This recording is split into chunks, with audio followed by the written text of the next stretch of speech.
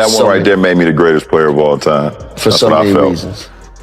I was super ecstatic to win one for Cleveland because of the 52-year drought. Like, I was ecstatic. Like, obviously, I showed that the first wave of emotion was when everyone saw me crying. Like, that was all for 52 years. Everything in sports was going on in Cleveland. And then after I stopped, I was like, that one right there made you the greatest player of all time. You know what? It's one thing. We all sit at this table all the time and sing his praises. Yeah. I think LeBron is a great player. Yeah. I just think that's disrespectful, honestly, to Bill Russell. What did Bill Russell do? Won every time. He said, all right, fellas, you want to win? Come with me. We'll go on the floor. That's what this game's all about. Kareem Abdul-Jabbar. Yeah. I mean, you know, and he was great on all levels, though, Kareem. The best in high school, the best in college, and the best in the pros. That's what I'm saying. You know, Michael. I mean, there's just so many. Two of my good, Larry and Magic. I mean, just led teams and turned the league around. You don't need to say that about yourself. Let other people say that for you. I mean, I was kind of surprised because I had read about it, but that's the first time I had actually heard him say it. Made me the GOAT. I'm like, damn. Tell us how you really feel. Yeah, I was like, okay, you know, I love the kid. I think he's a great player. I think he's been great for the game. But let other people say that for you. To me, it's just disrespectful for a lot of people that came before you that were great players. And you said it to begin with, Chris. You can't compare eras and all that stuff. All these guys have been so great in their era. I just didn't like. I didn't like the way that sounded to me. Just didn't like it. You know, and everybody knows I love LeBron, but I'm gonna call timeout on this one because and I'll speak definitely to LeBron, or I'll say it to his face. But you never. There's a certain thing about greatness that demands that you have humility with greatness.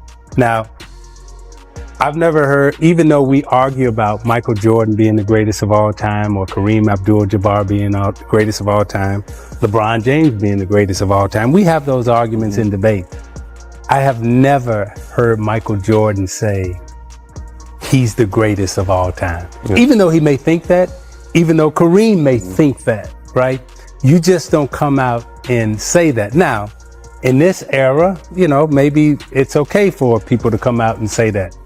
All I know, if I was in the league right now and you talking about you the greatest of all time, dude, I'm getting ready to do you. I'm coming at you. Like, and you may be, but to say that is just totally disrespectful to me as one of your competitors, as one of your teammates, as someone in your generation right now. It's just, you don't come out and say that. So with greatness, there's a certain amount of humility that goes with that. Now, somebody will probably come back and say, well, Muhammad Ali said I'm the greatest, but that was a single man sport. Yeah, individual sport. That was an individual sport. Yeah. Tiger Woods can make the argument he's the greatest because it's single. Yeah. But when you saying, and by the way, Muhammad Ali was saying he the greatest because, you know, he was getting in the ring and he'd knock you out. Right. But, you know, to be able to take that stand and to take that position in this day and age in a team sport, you should have some humility that goes along with it. And you made a good. In 2016, the Cleveland Cavaliers stunned the basketball world by completing an impossible 1-3 comeback over the 73-9 Golden State Warriors, the greatest comeback the NBA had ever seen. As the final buzzer sounded, LeBron James collapsed to the floor in tears, relief, joy, and the end of a 52-year championship drought all crashing over him at once. But it was what he said afterward that sent shockwaves through the sport. That one right there made me the greatest player of all time. It was raw, emotional, and unprecedented. An active superstar publicly declaring himself the GOAT before history had a chance to decide. The reaction was swift, and no one hit harder than Isiah Thomas, the fiery leader of the bad boy Pistons who once battled Jordan at his peak. Thomas didn't hold back, saying he had never heard Michael Jordan or Kareem Abdul-Jabbar claim they were the greatest because, in his words, when you're truly great, the world says it for you. It wasn't just criticism. It was a pointed reminder that true greatness has always carried a quiet, unmistakable humility. Michael Jordan never needed to crown himself. The label found him. Rivals said it. Teammates said it. The world said it. The GOAT title chased him wherever he went. LeBron, meanwhile, has shattered records, climbed to the top of the scoring list, stacked up assists, and dominated for 20 years. Yet the moment he looked into a camera and declared, "I am the GOAT," The debate erupted like wildfire. It raised a deeper question. Does true greatness come from your own lips, or is it bestowed by everyone watching? That moment became the first real crack in the Jordan versus LeBron argument.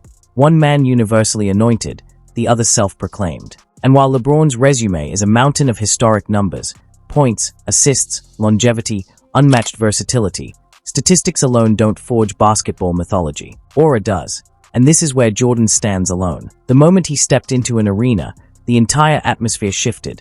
Opponents tightened up, teammates locked in, fans leaned closer, even referees sensed the pressure rise. It wasn't just greatness. It was a force you could feel before the ball tipped. Vernon Maxwell once said preparing for Jordan felt like gearing up for war, because every muscle and every thought had to brace for the storm he brought. With LeBron, the respect is enormous. He's brilliant, dominant, admired, but never feared in the same mythic way. No one whispered about him like he was something supernatural. No one called him Black Jesus. Jordan's presence alone could turn a minor slight into a 40-point eruption by halftime. That aura, that intimidation, that godlike presence is why Jordan never needed to declare himself the GOAT. The world was already sculpting the statue. True greatness doesn't announce itself. It radiates, intimidates, and becomes undeniable. And then comes the mountain he had to climb, a mountain LeBron fans insist was easier because Jordan didn't face enough superstar-loaded teams, an argument that crumbles the deeper you look. The truth is, Jordan's path was a gauntlet of giants. The bad boy Pistons, Isiah Thomas, Joe Dumars, and a roster built to inflict pain, didn't just challenge him, they tried to break him physically and mentally in ways no modern superstar ever has to endure. He toppled Magic Johnson, outdueled Clyde Drexler, overpowered Charles Barkley, smothered Gary Payton and Shawn Kemp, and twice conquered the Stockton Malone Jazz. And that barely scratches the list. Patrick Ewing, Reggie Miller, Alonzo Mourning, Tim Hardaway, all elite talents who watched their title dreams die at Jordan's hands.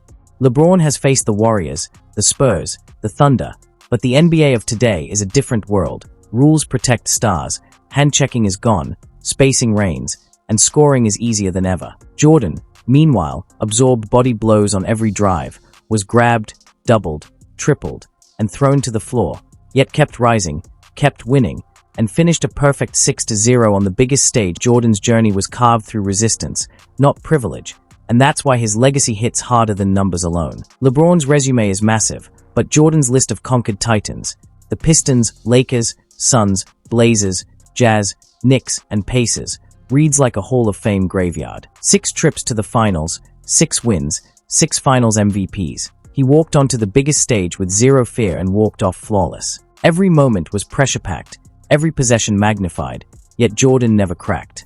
LeBron's path, while remarkable, carries peaks and painful valleys. The 2011 Mavericks, 2014 Spurs, and multiple Warriors defeats, proving how volatile the summit can be. Jordan treated the finals like his personal courtroom, and the verdict never changed. He dominated. And with a final scoring average of 33.6 points per game, the highest ever, he didn't just win. He ascended. Jordan's legend was built on moments that felt mythical. The shrug game, the flu game, the final shot, each one a reminder that when the lights hit their brightest, he owned the stage. Perfection isn't living without mistakes. It's rising when everything is on the line, and that's where Jordan separated himself. LeBron's finals legacy swings between triumph and heartbreak, but Jordan's feels like destiny fulfilled, an aura rooted in inevitability. He didn't just earn respect, he created fear. Teams prepared for him like preparing for a natural disaster.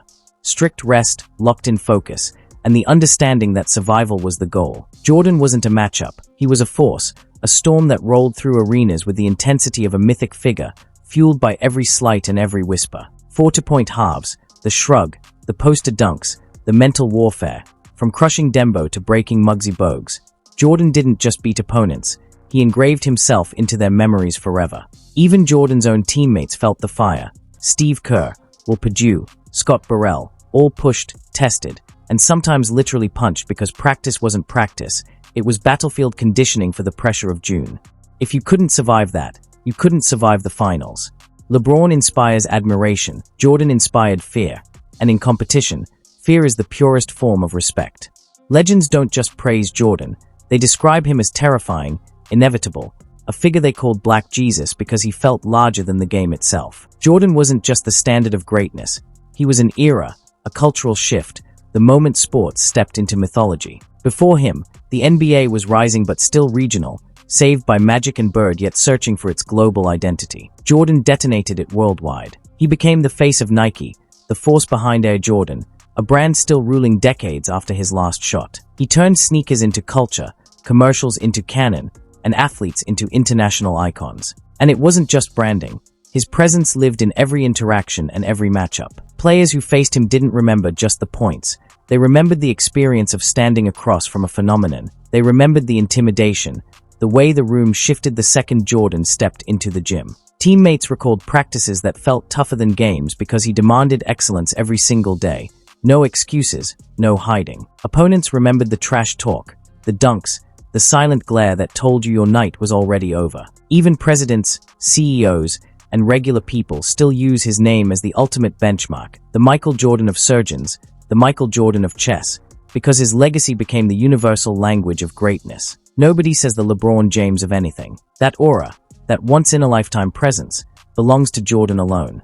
And yes, LeBron has carved out an incredible legacy of his own, pairing basketball dominance with business power, philanthropy, and unmatched longevity, earning respect and admiration as the prototype of the modern superstar. But Jordan's myth lives in a stratosphere built on fear, perfection, and a presence that rewrote what greatness even meant: aura, that chilling, undeniable presence that turns opponents into believers and greatness into legend.